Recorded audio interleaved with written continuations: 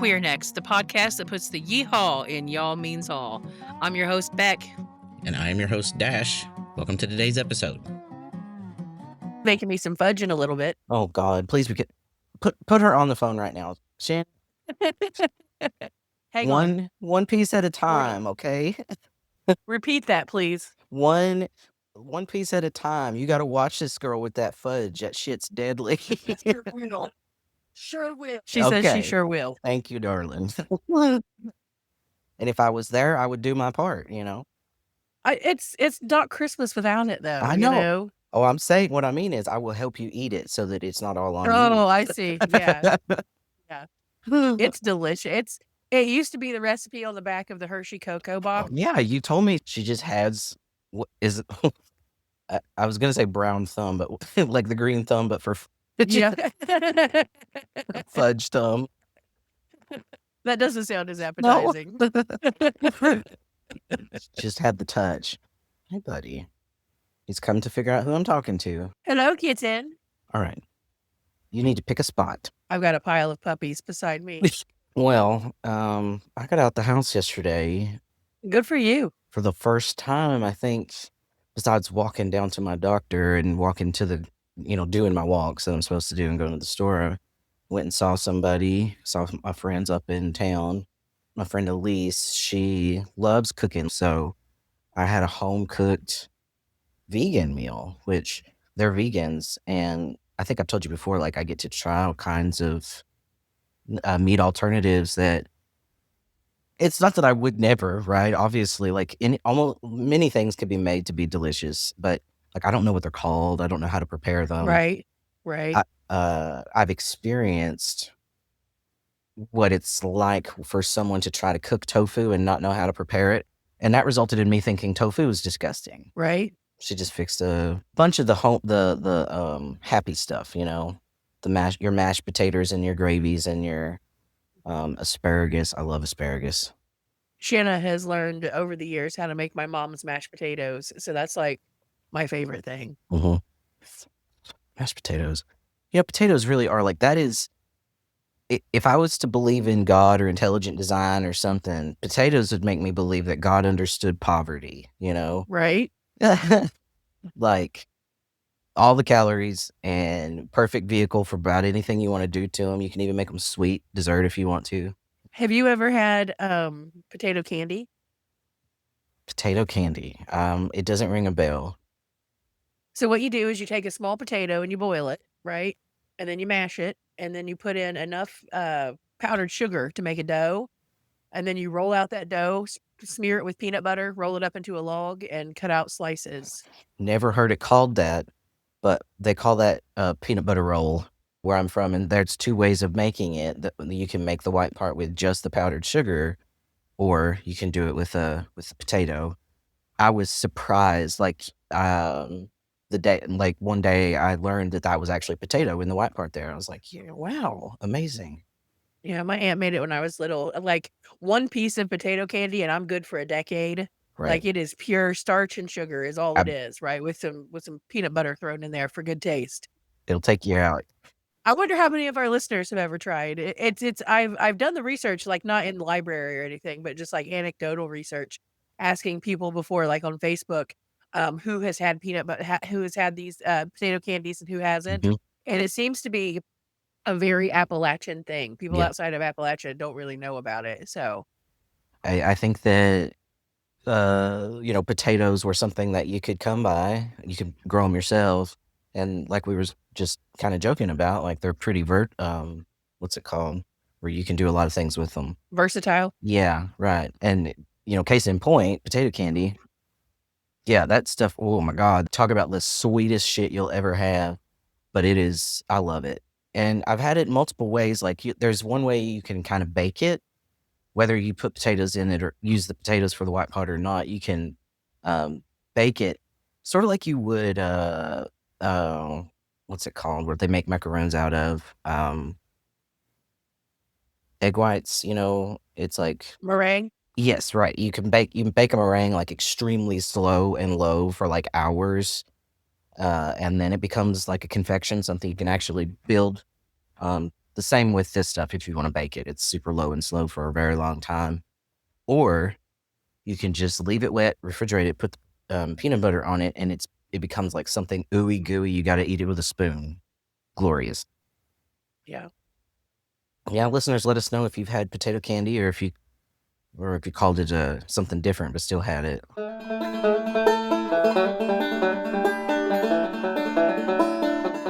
Well, did y'all have a good Christmas? Happy Christmas, everybody. We did. We did it the morning before Christmas. We exchanged gifts. We got each other really good presents this year. And then we hung out and ate all day, and Shanna had to work Christmas Eve and Christmas morning. Mhm. So I watched Christmas movies and made snacks and hung out. And then I went with her to work yesterday. She works in a group home with adults that have developmental delays, and I went and took pictures as they opened gifts and had breakfast and Aw, that kind of thing. Yeah, so that was fun, getting to see Santa come for them. And then I that's came home and awesome. slept, and we ate spaghetti for Christmas dinner. Nice.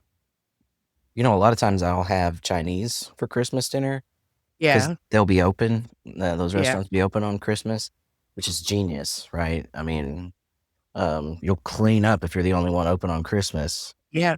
As we wondered about on Christmas Day, we noticed that consistently all the Chinese places were open. And a couple of coffee shops, which is I got a bagel at a Big B because I was hungry in the middle of the day and there was nothing else open. So Yeah, there was not much open here. Like, gas stations will be open in the first half of the day, but yeah. And, our family does kind of like a big holiday all rolled into one on Thanksgiving. So a lot of times I'm by myself on Christmas. So yeah, I'll just find the nearest Chinese food place and then hang out by myself. yeah. I watched 2 new Christmas movies. I watched, the Candy Cane Lane, it has Eddie Murphy in it, and then there was Oh, What Fun on Prime that had Michelle Pfeiffer as the mom. For Christmas movies, they weren't bad, but they were both new this year. Oh, okay. We did not watch our annual, viewing of Scrooged. That's the one we watch every year. We just didn't get around to it this year. Hmm. It might still happen today, you never know. Well, I actually didn't do my annual viewing either. I normally watch Krampus and sometimes Violent Night, which that one's like 2022. It's not very old, but I like horror holiday movies, and there's some really standout versions of Christmas horror movies or action movies, which is technically what Violent Night is. But my friends, they had theirs on, so they were watching A Muppet Christmas Carol and then Elf, neither of which I had seen in a very long time, probably decades. Right? Elf is the movie my sister always watches. So when we were still doing Christmases at mom's, I watched that a few times. That and A Christmas Story, they always watched A Christmas Story on TBS. Yeah, I haven't watched either of those movies in a long time. Listeners, tell if you have a holiday movie, it's just very common, I'm discovering, for people to have. Like, I watch this every year on Thanks or Christmas or Thanksgiving or whatever holiday you celebrate. Let us know what it is. I read an article about how the family stone became an ironic yearly tradition for a lot of like white middle class families for I think some sort of just like strange industry reasons. One, it was um, a box office bomb, and so it went into television went into like pretty early and cheaply, but also it's because I watched it when it came out, and it is just like the level of dysfunction of this family and the ways that like almost every nightmare scenario for interacting with a new family member as a member of a partnership, like you're meeting your in-laws or something. And it has a big cast. I think it's got McConaughey and Sarah Jessica Parker. It's got Claire Danes, um, Diane Keaton. That's a big cast. Yeah, in the so something that we loved to do in the post 9/11 era, and this will kind of transition us over into talking about something we need to talk about. Post 9/11 American cinema loved an ensemble cast, massive, star packed ensembles. Like, we saw this repeated over and over again. Folks were coming out of retirement to star in family drama slash comedy things where the shrew learns the error of her ways and settles down. One of my favorite examples has Sean Connery, had Vanessa Redgrave in it, Gillian Anderson, Madeline Stowe, Dennis Quaid, Jon Stewart, Angelina Jolie, Ryan Phillippe, and it follows a format that was also very common in the post 9/11 era of we meet each of these people individually and then learn how they're connected as the film goes on. That we love to do that over and over again too. But this one was crazy. The stories, because all these people are doing increasingly weird shit, and then we just learn why, and it's kind of cool because one is like Dennis Quaid. He's going into all these different situations. Every time we see him, he's going into a new place and he's putting on a new character, telling a new lie about who he is. And we're like, why would somebody do this? And turns out he's in an acting class and this is an assignment. And but then he's like married to Madeline Stowe, but their marriage is struggling and yada yada. Angelina Jolie's character, she's a party girl. She likes to go out and dance and drink, and she meets Ryan Phillippe, who has HIV and teaches her that partying is bad. So weird. And then we learn that they're all, at Christmas time, I believe it is, or a wedding, who knows. We're like, oh, these people are all family in some way. But I sort of say that's related because we were deciding what film to review next between Jennifer's Body and Tucker and Dale versus Evil. And kind of 6 to 1, half a dozen to the other to us, right? Right. And so I put it to the viewers, listeners, to the listeners on all the social medias and stuff. And kind of we all decided that like they're both great films.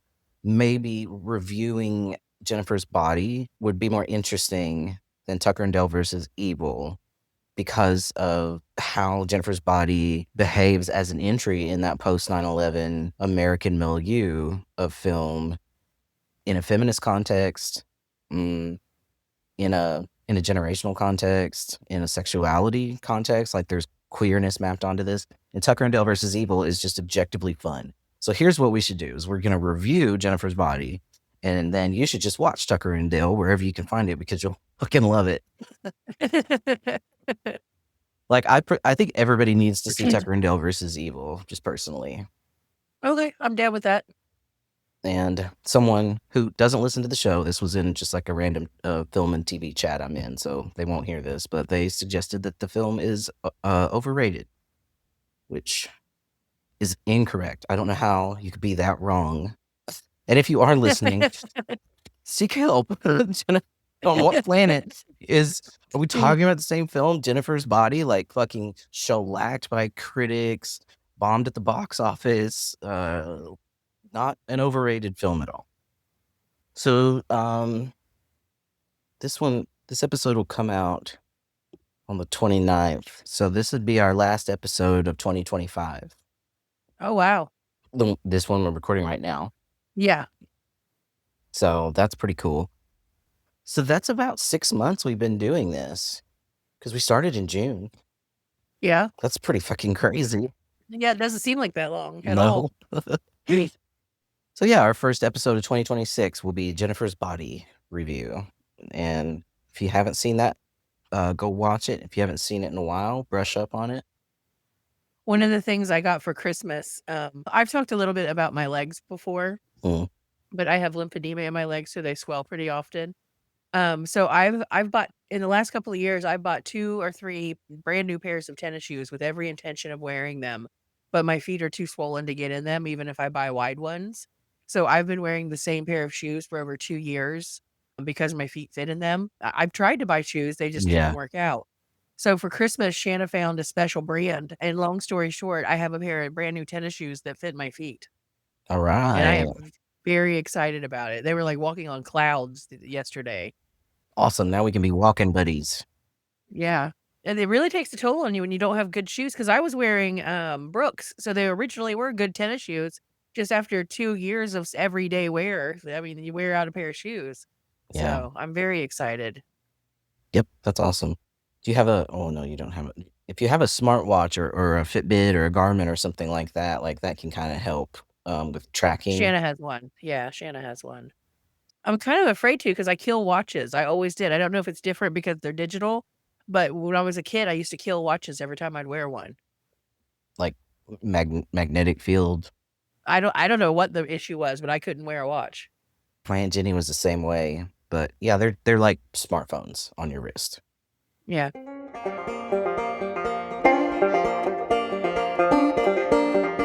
What did you get Shanna for Christmas? What did I get Shanna? I got her a Ninja Fit, which is something that she wanted. It's a little blender that has a couple of cups with it.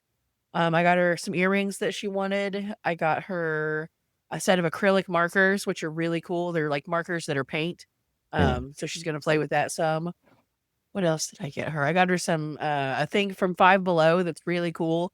It comes with like 48 different colors of polymer clay. oh, It's yeah, I love Five Below so much. yeah. I got a really cool keychain that's a Polaroid camera. It's really cool. You put there's a button that you push on it. You can actually look through the viewfinder, and you can push a button, and a fake picture comes out of it. And it goes, "Err," and a picture comes out of it. It's very satisfying. She also got me my box of candy. Every year when I was a kid, my mom would buy with my brother, it was Hershey Kisses, with my sister, I think it was Buttermints, and with me, it was always Russell Stover's candy in a box. Every Christmas, every birthday, every graduation, every time we celebrated something, I got a box of candy. Mm. And then when mom died, Shanna kinda took over the tradition. I almost bought some chocolate covered cherries, but they were like the fancy kind, and I don't want the fancy kind. I want the cheap kind. Queen So Anne's, yeah, yeah, yeah. We get those from Kroger sometimes. I allow myself 1, because I could eat the whole box, but I allow myself 1.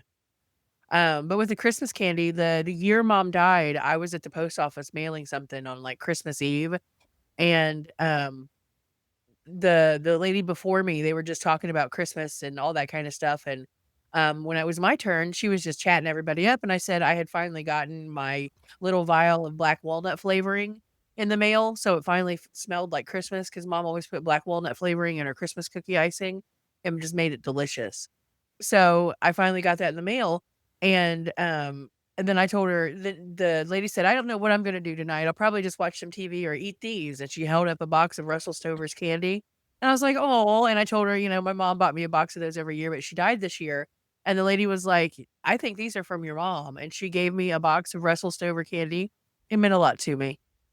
if if I could follow my loved ones around after I died and give them candy, like that's probably like that's elite haunting. Yeah. The Um, the coolest thing that I give my mom credit for, the day that she died, was a Sunday, and I had to drive 250 miles home by myself in the few hours after that she died, and I didn't even turn on the radio until I got to Columbus. I was just crying and just trying to, I don't even really remember that 2 hours between mom's and Columbus.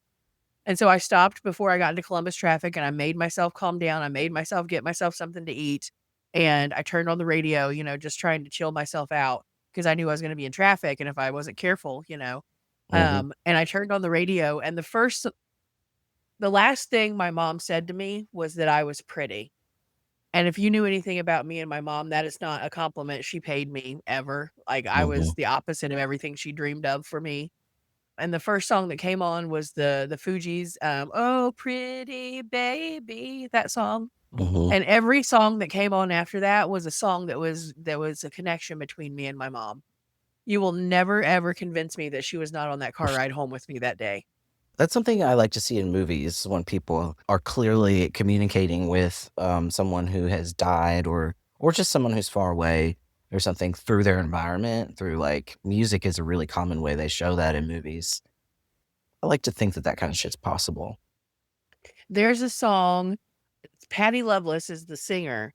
Um, what is the name? There's a song called "How Can I Help You Say Goodbye?" And in the song, she literally says goodbye to her dying mother. That's the point of the song. I had never heard it in my life, Mm. and that was one of the songs that came on the radio on my way home that day. God, it's a wonder you made it. Like, that's a lot of emotion to come through. It really was, and then, like, because my mom was a goofball, so, the song "Boots with the Fur," she got that in her head for a week one time, and that song came on. Her favorite singer of all time was Vince Gill. and the Vince Gill, Dolly Parton, I Will Always Love You version came on. Like, I'm telling you, every song was a connection to mom, and it was wild. That's probably the best way that drive could have gone, Yeah, it was tough, I would say. but my dad started getting rid of her stuff, like, they had come and got her body because she died at, like, 5 in the morning, and they came and got her body a couple of hours later, and my dad was clearing it. He gave me a bag of stuff to take to Goodwill with me, and I just couldn't handle that. I couldn't, so I That's left. a bit aggressive. Yeah, he was. I don't know about But that. he got mad at me for leaving, but I just couldn't. I just wanted to go home. It's so common for the death of a loved one being an inciting incident for family to fall Oh, yeah. out or to, because it is so stressful. And it often is like that person's life and now their death is related in some way to whatever those stressors were. It's really a shame, but, like, it's totally understandable too. Like, I'm not gonna Yeah. talk shit about anybody that's fallen out over, the death of a loved one because people hang on to things. It's hard to say when something's gonna come out. Yeah, but, it's not surprising my dad was married before the one-year anniversary of her passing came around, you know? He was He lickety split. Yeah, he was. He really was. And he spent her life insurance money on his new girlfriend, Wow. buying her a new set of furniture and stuff like that, paying off some of her debt, buying her a ring. Never mind, let's change the subject. Okay. I think, one thing, because I don't know how long I'm gonna be, like, not able to physically go into work, but my mind is starting to clear a little bit, and I'm getting bored. I've gotta come up with something to do. Write a book, That's an idea. Or start reading again. Forget I used to be a person, right? You know, like, right? before work and before burnout, there were things that I did that I enjoyed that felt good, that were just the kind of work I do. I really did get sucked into this. You're only doing something meaningful if it improves somebody else's life. And I've spent the past 15 years like that. Yeah. And then just all of a sudden turned around and I was like, where's the rest of me? I've decided I'm gonna try to keep up with the gay book club as long as I can. We're also working on my dissertation just to make myself think about something else for a Yeah, little bit, here and there. it's a really good idea. And the next book we're reading is the Marsha P. Johnson, biography. By Tourmaline, Yeah, yeah. So, I'm trying to get Shannon to read it with me. So we did that for our book club over the summer for the university. And then we brought Tourmaline to talk. Oh, wow. She is, I've run into her a couple times just because she came into, like, she's what I guess what we would call an independent scholar. And first time I met her was 2016's Creating Change in Chicago. And she was serving on a panel there. It was a great panel. There was one of the founders of the Black Lives Matter movement. And what was her name? She's from the Combahee River Collective, Barbara Smith. Like old school second wave black feminist or womanist. She said that she was never a separatist. But anyway, just one of the most, like, interesting, panels I've ever seen at an academic conference, and so that's where I first met her, and she was so, like, "These are giants, right? Barbara Smith, come the fuck on," Right? and they sort of made fun of her because she kept bringing up Marsha P. Johnson, and so finally she was like, "When is the last time you saw Marsha P. Johnson brought up anywhere?" Like, they had just made that, damn, Stonewall movie, Stonewall. left her out of it. Yeah. Somehow, a young white man became the center of the whole Through the thing. That first was brick. Yeah, yeah, was bullshit. right. And so that was when she kinda started with this archival research, which that's 10 years ago now, right? I was just really happy to see her book come out. The Netflix documentary, there's some beef there. There's some fuck shit that went down with them using her research for that documentary. Oh, wow. She's not credited anywhere on it because she didn't know that, like, you have to, you know, look out for your research or somebody can take it. Like, people, like, if you're not guarding your research, your data, if you're not, like, doing things to make it proprietary to your study, people will absolutely come in and fuck you. So I'm glad to see she got the book out, and it's a very good book. Good. I'm excited to read it. I got a copy from the university library and one from the Wood County Library. That way Shannon and I can both read it. Nice. So, yeah. I gotta go pick those up this week.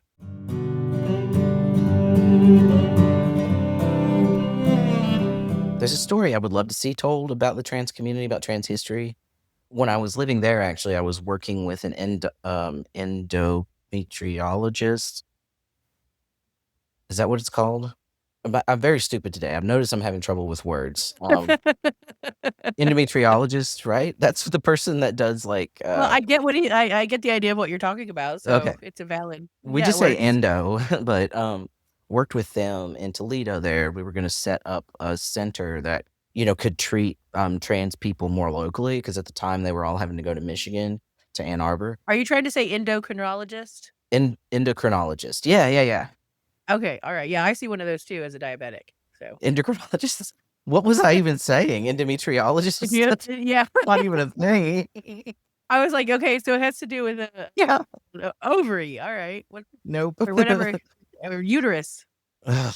Anyway, they wound up caving to political pressure. People really didn't want there to be a trans clinic there. And there was some, I get it, but it was frustrating.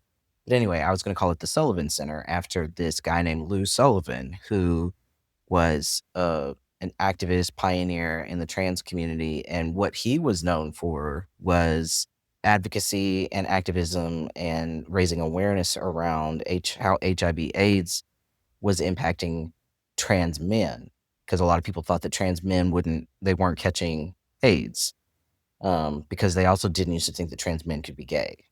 Sex and gender used to be so ironclad linked to one another that people thought that you would transition, like, if you transitioned, it would make you straight, basically. Right.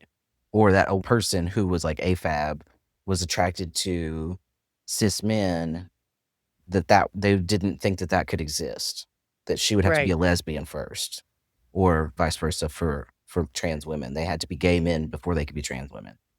And so he was attracted and dated cis men, died of AIDS, and nobody would treat him because they were like, "No, you can't exist. You're basically politically inconvenient. There are not gay trans men." I would like to see us, maybe I'll write that book. Do it. You're the right voice at the right time. I got a lot of time on my hands. I wish I could say that. I do not have a lot of time on my hands. No, I don't wish I could say that because I'm happy with my job and everything, but I've got a lot on my plate right now. Yeah, it's gonna be a busy, few months, right? But it's important to remember that, is, like, this part will only last 60, 90 days. Yeah. Well, I gave myself a few days off. I haven't this is the first time I've cracked open my laptop in, like, 3 days. But I gave myself permission to just take a few days off and not worry about everything. I can Yeah, start tomorrow. That's my plan, is to get busy tomorrow.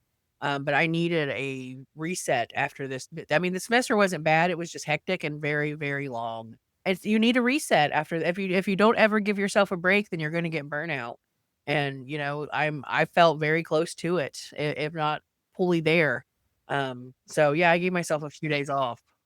the years are getting longer and harder and weirder, and, I mean, do you see that they fired the TA, the Oklahoma, Yeah, I saw that today. That's some which crazy bullshit. fired doesn't just mean fired if you're a TA, she's also kicked out of school. Yeah. So she'll lose her all any degree progress that she's made. Unless they are giving her a different assistantship, which they probably aren't, because this was probably all orchestrated to get rid of her. Right. The essay, I saw somebody, I haven't read it yet, but I saw somebody Oh, it's online. terrible. No, hers I've read. So the assignment was to react to an article, a piece of scholarship, which is not even, she didn't even really even need to make an argument, right? She just had to stick to the topic. And I had assumed that the essay that they were supposed to react to was about treating gender dysphoria based on what she fucking wrote. but somebody went and found the rubric, and then they found the essay that was assigned. Nothing. It says transgender once in a footnote of another art in the title of another article. So it was actually an essay about gender norms, things about like, how girls are playing sports more and shit like that. So she didn't even read the essay. And she actually said this in one of the interviews. She was like, yeah, I did. I wrote that in 30 minutes. So you read? Clearly. She said, she's like, yeah, I suddenly remembered. And I was like, oh, I have really strong opinions about this. I can do this really quickly. And so she didn't even read the fucking essay that she was supposed to react to. So embarrassing. At least she didn't use AI. It's true. Though the essay would have been infinitely better had she done it. That's true. And all she would have had to do was take the essay and feed it to AI and say, write a reaction to this. But then, so we talked about this once too. Like she kind of had the sense to change her argument from like, I shouldn't have failed this to I should have gotten some points.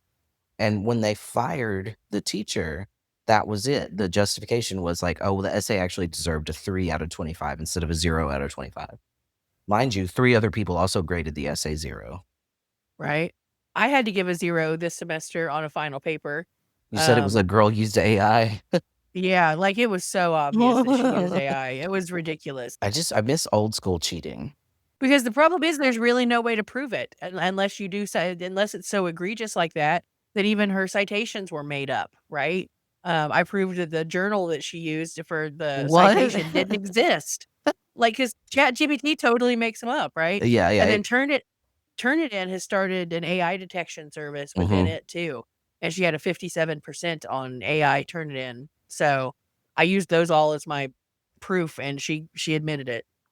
So Yeah, I think more schools will probably transition over to Google Suite because it's pretty much you can't get away with it at all if you're a Google school. But then the trade-off is that Google gets to use you to make its AI better and also owns everything the university's. It's scary. yeah. Hi, Oski. He's finally doing better. He was throwing up every day for like a month. I Oh, was like, he's gonna die, and I can't do anything about it because you just can't take a pet to the vet here. Wenda's eating again, All voraciously. right. Yeah. She eats a whole plate now every night. So whatever was going on passed. It cost us a mini fortune in chicken nuggets, I'll tell you that. It's like all she would eat. So she was like a temperamental 4-year-old. Oh man, I've been craving just like various garbage food, like that I could get at a restaurant or something like that. Because it's just, I keep going like, man, it's been so long since I've had a pizza or whatever. I did find that there's a Dollar General 20 minutes away. Oh, that's So good. yeah, There are 2 Dollar Generals in BG now. Not Dollar General, Dollar Tree. BG has 2 Dollar Trees now. Do you know where the Rite Aid used to be by Big Lots? yeah, By Southside 6? mm-hmm. They put in a Dollar Tree there, and there's also the Dollar Tree down by Kroger. I mean, they're like a mile and a half apart, and I don't understand why we need 2. But there's 2 of them there, and Big Lots went out and became an Ollie's. So, Oh, I love Ollie's. I think yeah. I do like an Ollie's better than Big Lots actually. I've never been in Ollie's before, Oh, so you should go in there, man. Like it's legit good deals. I never have money to spend on stuff like that because I will spend it if I go in places like that. I know. 'Cause I like a good deal. So I just avoid it by not going in. There's a massive thrifters swap meet type thing in the cities at the end of January. I want to be well enough to go to. There's a new store in Toledo called Crazy Bins, and apparently it's all of the returns and extraneous merchandise from Target, and you can buy it by the bin full, or you can go through the bins or whatever it is. They've been crazy busy since they opened, but I might go check that out at some point. Yeah, there's a kind of place. There's one in Cincinnati, I think, or I don't know if it's in Cincinnati, but it's around that area that is all of the returns to like the big box stores like Amazon or furniture or stuff, and you can go and bid on it. And like, so my brother-in-law likes to go up and like he's just obsessed with deals. They got one of these massage chairs, like a really fancy massage chair. I really think he said he got it for like $2. There was nothing wrong with it. It was just returned because I think maybe it was the wrong color or something. Right. The coolest access I've ever had to that kind of stuff was when I worked for Avon. I wasn't an Avon lady, but I worked for the actual company of Avon, and it was one of their big plants, which most of it had shut down at that point. But I did customer service, so if the Avon lady was calling in to buy eyeliner or whatever, I took those calls.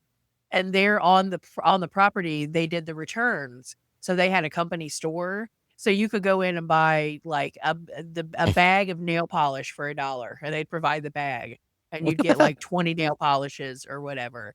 My sister, she worked at a hospital. She still works at the hospital. But like those sets that they sell for like $35 of anti-aging cream or whatever, I could buy whole sets of it for like $7. She made a fortune selling those at the hospital. It was crazy. It was really cool having that kind of access for a minute. So that was a lot of fun. Capitalism's weird.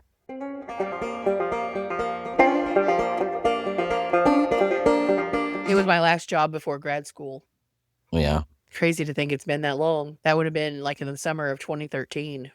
I taught for a while, but I worked at the bowling alley for 6 years before I started grad school. Which I'm like now thinking back on like what I used to make doing that. I made like $14,000 a year. Like Yeah. this, the best year I had working there was like 20K a year. Yeah. Yeah. I don't know how I made that work. Well, my rent was $300. 2025 is the first year that I've had my full-time job from January to December, and it will be the most money I've ever made by like 3 times. Mm, So, yeah. because I had not only the university, but the online school that I was teaching for, that added another like 6 grand. Nice.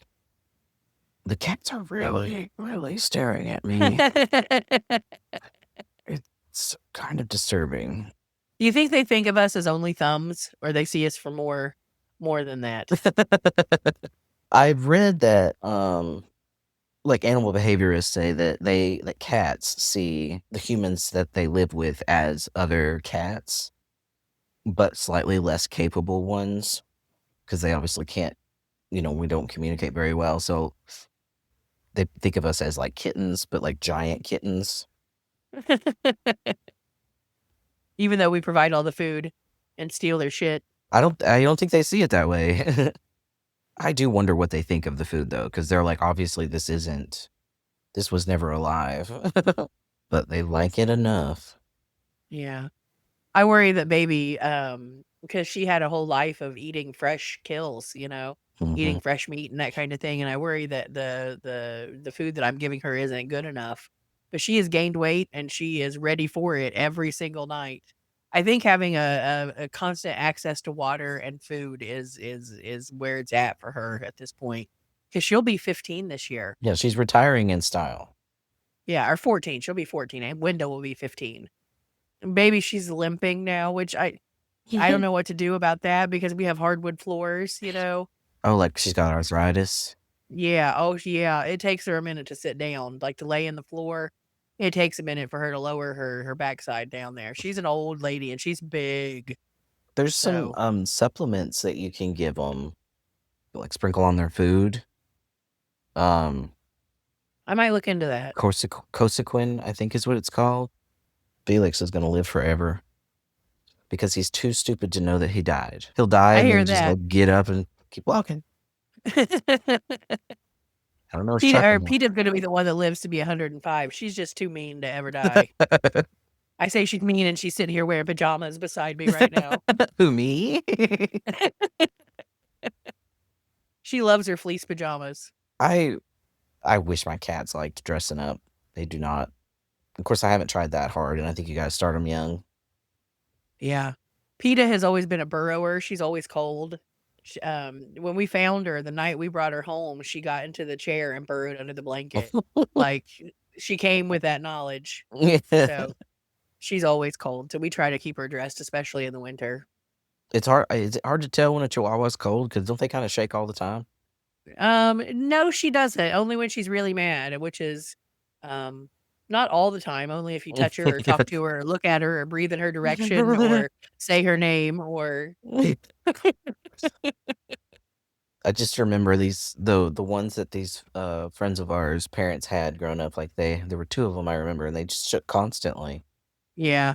It's the rage within them. Yeah, generations of rage. Yeah. Because people say, "Oh, it's not how you raise them; it's the owner or whatever." It is 100%. I with most dogs, I would agree with you, but Chihuahuas are just mean little bastards. That's how they come out of the package. Like, we have loved this dog so much. We have given her every comfort, I mean, she's living with lesbians, you know what I Right, mean? Like, exactly. how much better a life could she have? And she is still the meanest one, little brat. Oh, you try to love her. "Arr." And then she wants kisses at the same time, so You sending mixed signals. for sure, for sure. Yeah, Brisket is kind of like that, and I think it's just because he's young. But also some cats can be like this, like just get overstimulated. So he wants to be loved on, and you love on him in a little bit, and he's like, it's great, and then all of a sudden he's got to like Yeah, clamp down. yeah, maybe Penis part cat. Maybe that could be it. Maybe Chihuahua's a part cat. Oh, she big stretch. That's a big stretch. You wanna come say hi? You wanna come say Peter. hi? Come here. Come here.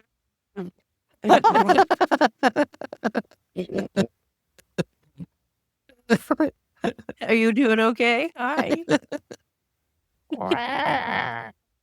Just picking her up, and I was so easy with her, like, Yeah. treat her like fragile glass. Oh, she's She's such so a brat. cute. She's so good sometimes when she wants to be. I had to buy new dog tags this week, and that was $75 I didn't have. What do you mean, dog tags? In Lucas County, you just have to buy dog tags, licensed to have a dog, in What? Wood County. Yeah, What are Yankees gonna come up with next? yeah. We had to show proof that we had the dog tags to get into this apartment. Okay. They use it to fund, like, the county animal welfare center and things like that, the dog parks, all that kinda thing. But they have been known to do door-to-door checks, like, if you do it 1 year and then don't do it the next, they'll come knock on your door and count your dogs and fine you. That is that's dystopian. I don't know. I know that this is how we have you can get nice things, right? Like, but I just like every time I encounter some new way that social programs work or social systems work, and I'm just like, oh, this really bothers me. Like, I don't know what I would do if somebody knocked on my door and said, like, I need to count your dogs real quick. I'm sure a redneck is what would come out. Right? Hey, I'm here to count your Absolutely. dogs. Well, you're here to count your teeth here in a second. Like, what are you doing at my doorstep? Are you not counting my dogs? But on what planet does it cost the same in dog licensing fees to have a Winda who is like 8 pounds and to have a baby who's over 100? And Right. that's why it's a scam. It's the same amount to license both of them. Yeah. Though I'm glad baby isn't more. I'm kinda glad they don't do it by the pound because baby would be a killer. I had a vet in Illinois that, like, every year you had to get boosters. The cats had to get, I don't even, various boosters. And Oscar was 10 at the time, 10 or 11, and he had gone his whole life without ever having these. And so they gave him one. Like, he had him when he was a baby, but, like, he'd never had I didn't know anything about boosters. And and they gave him one, and it almost killed him. He had this reaction to it. Um, Can you hear me? I think it's gonna cut out again. It's red again. Do you wanna try to do the sponsor real quick? Yeah, let me get this up here. This week's episode of Queer Next is brought to you by that old Folgers can full of bacon grease on the stove. The most important heirloom in the kitchen, and the reason nobody throws anything away without asking first. It starts off life as a coffee can. It's Folgers, the red label, the lid bent just enough to snap if you don't treat it gentle. Somewhere along the line, it stops holding coffee and starts holding a legacy in grease form. A handful of bacon grease goes in, then another, then another. Before you know it, you've got a creamy, opaque archive of breakfasts past. This grease has seen things. It has fried eggs, potatoes, cornbread, and regret. It's seasoned cast iron. It has saved whole suppers, and one generation quietly teaching the next that flavor comes from patience and pork. Every house has one. It lives by the stove, never refrigerated, and never once questioned as to whether it should be allowed to continue to stay there. You don't label it because everybody knows. If a visitor asks what it is, they're just not ready. If someone throws it out, a family schism occurs immediately. When the queer kids learn early, this grease is not gendered. It does not care who you love. It will accept you fully. As long as you don't contaminate it with dishwater or something called olive oil, it's democracy in semi-solid form. The Folgers can teaches respect. You do not double dip with a dirty spoon. You do not sniff it suspiciously. You do not, under any circumstances, mistake it for coffee grounds unless you want to be talked about forever. So here's to that old Folgers can, still warm, still useful, and still absolutely doing the most with the least. It's a shrine to thrift, flavor, and Appalachian grit. Every relative I have has had one of those on their stove. I haven't had one that often as an adult myself. Yeah, but now you can just buy bacon grease at the store. You can? Yep, Oh shit. like anything else. Well, I was telling my vegan friends about one of my favorite dishes, or my family's favorite dishes, killed lettuce and onions, and trying to think of a way to make it vegan for them because obviously they can't have the bacon grease, and that's the cooking method. Right? So I wonder if because Crisco is vegan, but it doesn't have the flavor. So, Yeah, you're not going to get Crisco to taste like lard ever. mm-mm. Let me see if the name of that bacon stuff. I've seen it on Reels on Facebook before. Wow, fake and grease. It's called Bacon Up. Okay. You can buy it at Walmart for $7.34 for a 14-ounce tub, or you can Well, get a hell, 3-gallon bucket for $59.99 at Cabela's. a bucket. Now that's Yeah, serious right there. yeah, a 3-gallon bucket of bacon grease. That's a, Dude. and then there's one called Hot Belly. Oh, it might have spices and seasoning in it. Yeah, that's what I'm thinking. Well, I need to look into that because there has been many times when I love cooking eggs in bacon grease. It's one of my Yeah, favorite ways to fix eggs. agreed. Sausage grease is okay. Pretty much the only time I wish I had sausage grease instead of bacon grease is if I'm gonna make a roux. Look at you being fancy and calling gravy a roux. I know. That book learning is getting to you. You're rising above your raisin now. Right, exactly. Well, do you want to give us a noun of Appalachian interest? I absolutely do. Let's pull it up here.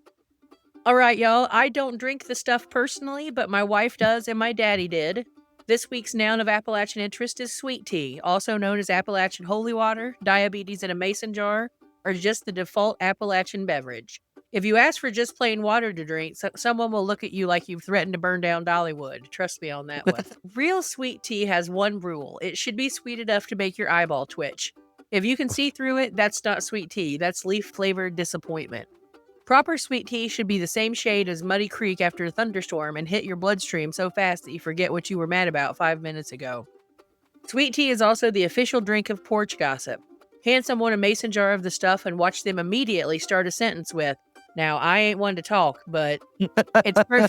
It's perfect for family barbecues, for church picnics, and any situation where you need courage but can't legally drink moonshine. And the best part, sweet tea goes with just about absolutely everything. Fried chicken, funerals, basketball games, baby showers, yard sales, and that one cousin's third wedding. So there it is, sweet tea, the only drink that can cool you down, hype you up, and help you spill the metaphorical tea, all in one giant plastic pitcher.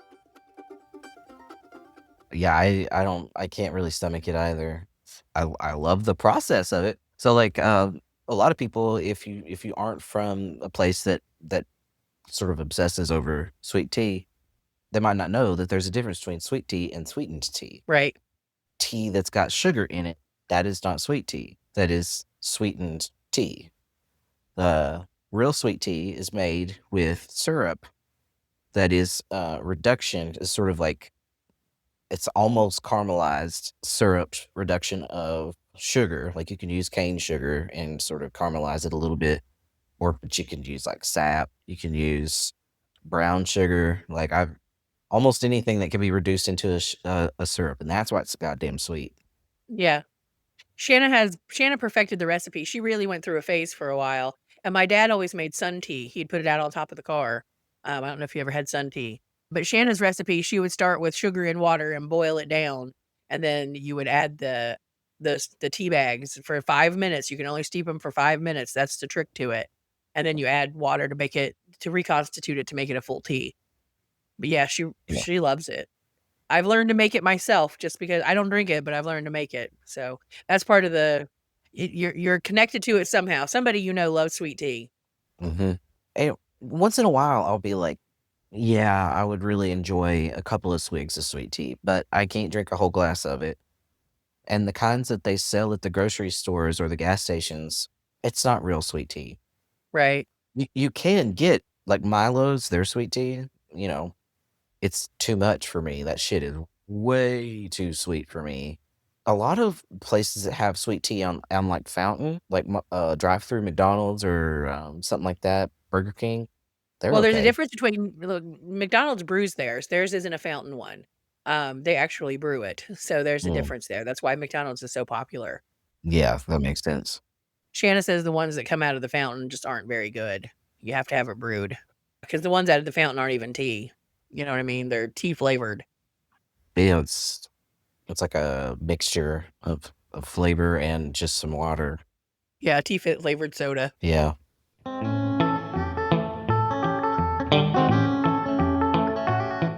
I bought myself a Soda Stream, so I'm getting real fancy. Oh, nice. But but I spend a fortune on my addiction to seltzer water. So I got one of those because they were on sale yesterday because it was Christmas, and so I whatever, what the fuck ever. And with subscribe and save to the flavors, it's like $20 every 6 months, basically. So That's amazing. I know. I just cut out soda completely. I don't drink soda. I drink a lot of water and sugar-free Red Bull. Yeah, I don't drink soda. I don't remember stopping it, because I used to drink it, especially when I did really physical labor jobs. I drank a ton of soda.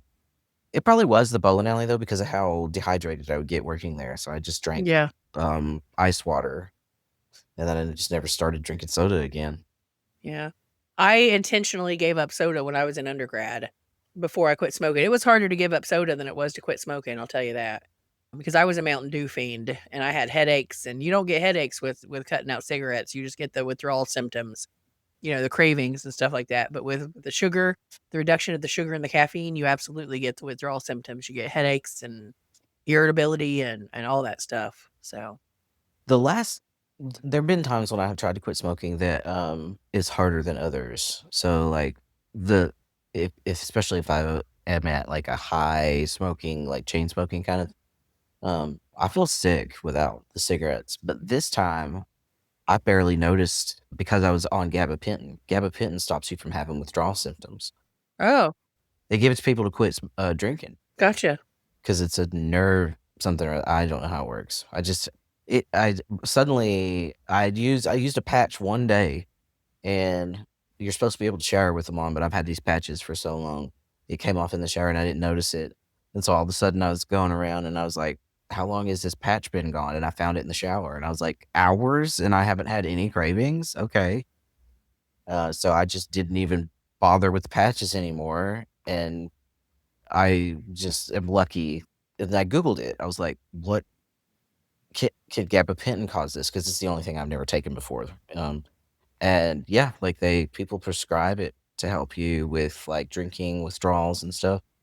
So, listeners, if the patches aren't working for you and the nicotine replacement therapy is not working for you, ask for a little course of gabapentin and see what it does because it just cleared me right up. I'm so glad you quit. Yeah, and I got I'm using this little app that's tracking things. It'll be like, "Yeah, your breath don't stink anymore." And it gave me I got some certificate, I think last night. I haven't looked at it yet because it might be a month now. That's awesome. Think about how much money you've saved. That's what it counts that too. It says I've Yeah. saved $200. Yeah, I used an app too, and because I kept for me and Shanna, I kept track of how much between the 2 of us. And then for a visual reminder, we use dry erase markers on the bathroom mirror, and kept track of how many days it was and how much money we had saved, and that was a big incentive. Yeah, I mean, it takes a while for you to have, like, the health benefits, like, that's more like the 3 to 6 month mark, and so there's a lot of space to fill with milestones at a very important period in time, there at the beginning. So it gets creative. It's like, your gums are healthier. Uh, your sense of taste and smell which it is. Like, all of a sudden, I was doing something and I was like, wait, I can smell cigarettes. I disturbed some dust and the dust had cigarette smell in it. And I'm so sensitive now. I can smell everything. I can smell the future. Yeah. That feeling of that you can smell somebody that's just smoked a cigarette and it's, like, revolting Yeah. really does ease up. It's just really bad the first couple of months after you quit smoking because then you smell somebody smoking and you're like, "Jesus, did I really smell that bad all the time?" But then that kinda goes away, and it's kind of nostalgic for me now 'cause it reminds me of my mom. That smell Yeah. of a cigarette burning reminds me of home. Yes, it is, like, I miss it for that. Like, now it's to the point where, like, I know if I were to smoke one, it would taste gross to me, it would make me feel sick, but I miss there's, like, the ritual to it. I do have a corncob pipe that I used to smoke with some, like, pipe tobacco that's very different than smoking cigarettes. You don't really inhale it, but, I still can't do that because even if you don't inhale it, you get it in your bloodstream, and that like, the big thing is, like, the main reason I pushed past, like, wanting to start again was because of how much it impacts my healing from this surgery. The bone graft might not take if I use nicotine in any time between now and, like, I think maybe a year, like, because it takes a Wow. long time for it to heal. Healing from this is gonna take fucking ever, like, I'm already Yeah. over it. It's so weird because I have dueling friends. You talk about your walks, and then my best friend is out going on her walks, because she also had a spinal procedure Oh, recently. So I hear it from both of you, and it yeah. sounds so gruesome. She showed me her picture, and it was like from the middle of her back all the way down to her ass crack. They split her open in the Wow. back. Oh, Yeah, oh, she must have been lower down. Phew. yeah, that shit's crazy. I hope I don't have to deal with that because I whine when I don't feel good. I whine. I know. Hey, well, speaking of walks, it's 3:30, so it's about to sunset here. No, it's Isn't it 4:30. 4:30 there? Yeah, I was like, Yeah. "Wait, am I off here?" No. Yeah, it's almost dark here. It's 5:30. Yep. It's time for dinner. Yes. Get hungry. Well, get you a copy of Jennifer's Body and meet us back here next week for a review slash analysis slash making fun of the much maligned but later somewhat vindicated. Um, what's her name? I don't know why I'm blanking on ever. Jennifer's Body. No, the woman who made it. Oh, I don't Di- know that. she's got a weird name. Something Brody, Cody, Diablo Cody. Yeah, she is the writer and director of this movie. I think she made Juno as well. She was kind of a post 9/11 darling. But yeah, let's raise Jennifer from the ashes. Sounds good to me. I'm excited. You know, and we hope you had a good break. I think today might be Kwanzaa. I'm not sure.